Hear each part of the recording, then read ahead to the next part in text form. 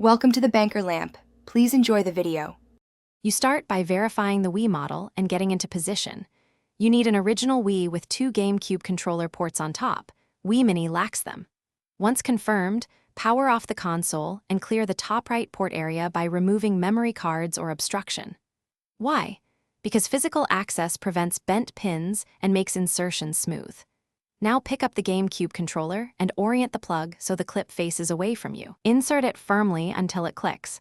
You should feel resistance, then a secure seat. Once the controller is seated, power on the Wii and keep the Gamecube controller connected.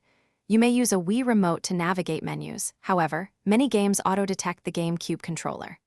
Go to Wii settings and check controller or channel options only if a game doesn't respond. Then launch a Gamecube-compatible title. The game will usually assign the controller to port 1 or the physical port used. If you need to remap, look for in-game options. Make sure the controller's analog sticks are centered before starting for accurate input. Finish by thoroughly testing every button and both analog sticks inside the game. That confirms correct mapping and calibration.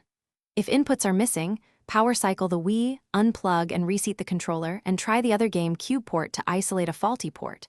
Make sure you don't force the plug, bent pins cause failures.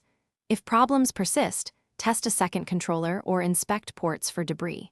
For playing on Wii U or Switch, use an official adapter. It translates signals and avoids compatibility issues.